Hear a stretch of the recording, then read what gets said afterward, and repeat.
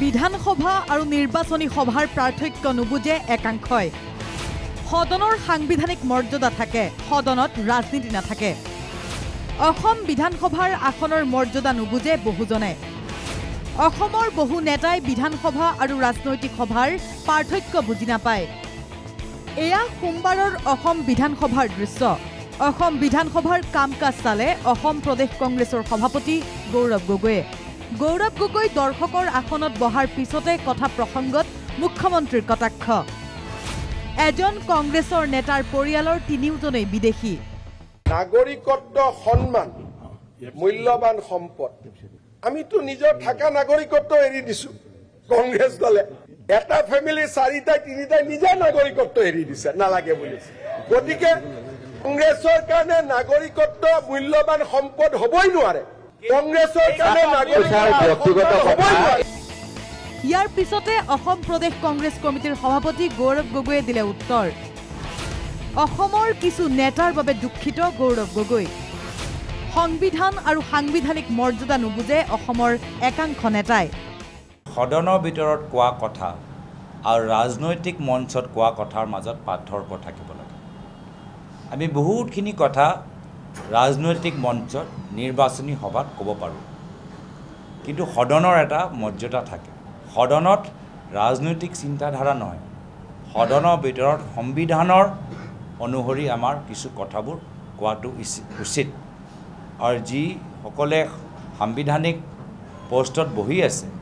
তেওঁলোকৰ ওপৰত আৰু গধুৰ দায়িত্ব কিন্তু মই যোৱাকালি দেখা পালোঁ যে কিছুমান ব্যক্তি নিৰ্বাচনী প্ৰচাৰ নিৰ্বাচনী সভা আৰু সদনৰ মাজত যে পাৰ্থক্য আছে তেওঁলোকে বুজি পোৱা নাই ভাবিছে ক'ৰবাত নিৰ্বাচনী সভাত আছে নেকি ভাবিছে ক'ৰবাত বিজেপি দলৰ সভাত আছে নেকি আৰু সেইকাৰণে কিছুমান কথা তেওঁলোকে কৈ আছে পুনৰ মুখ্যমন্ত্ৰীক কটাক্ষ কৰি সাংসদজনৰ মন্তব্য গৌৰৱ গগৈৰ বডি ডাবলৰ ভূতে খেদিছে মুখ্যমন্ত্ৰীক অসমৰ বহু নেতালৈ সমবেদনা জ্ঞাপন এপিচিচিৰ সভাপতিৰ কেবিনেটৰ ভিতৰত এজন ব্যক্তিলৈ কেতিয়াবা এটা ৰেজলিউশ্যন বা এটা সিদ্ধান্ত লোৱা আপোনালোকে শুনি পাইছে নেকি তো যদি বিজেপি চৰকাৰৰ আজি তেওঁলোকৰ কিবা এটা মোৰ বডি ডাবলৰ বহুত সোমাই গৈছে মইতো ক'ব নোৱাৰোঁ মোৰ সান্তনাও থাকিলে ভাল হওক সুস্থ হওক কামখিনি ভালকৈ কৰক কিন্তু আমালোকৰ বাবে এইবোৰ চব একো নতুন কথা নহয় ময়ো সদনৰ ভিতৰত মই দেখিছোঁ নিজে মই দিল্লী কেন্দ্ৰীয় চৰকাৰ আমাৰ পাৰ্লিমেণ্টৰ সদনত মই নিজে অনুভৱ কৰিছোঁ যে বিজেপি দলৰো কিছু ডাঙৰ ডাঙৰ মন্ত্ৰী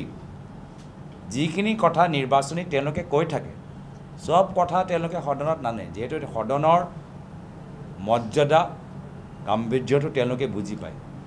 দুখ লাগে যে অসমত কিছুমান ব্যক্তি আছে যে পাৰ্থক্যটো আজি তাৰিখত বুজি পোৱা নাই মঙলবাৰে ৰাজীৱ ভৱনত প্ৰদেশ কংগ্ৰেছৰ অন্তৰ্গত এছটি সেল আৰু অবিচি সেলৰ সৈতে গুৰুত্বপূৰ্ণ বৈঠকত বহে এপিচিচিৰ সভাপতি গৌৰৱ গগৈ বৈঠকত জাতিগত লোকপিয়ল সন্দৰ্ভত চৰকাৰক পৰামৰ্শ দিয়াৰ কথাও উনুকিয়াই সভাপতিজনে এই কাষ্ট সেন্সাছ অসমৰ মানুহক যথেষ্ট সহায় কৰিব আমাৰ সংখ্যালঘু সমাজৰ মাজতো মানুহে বিভিন্ন সময়ত গৰীয়া মৰীয়া দেশীৰ গণনা হোৱাটো বিচাৰে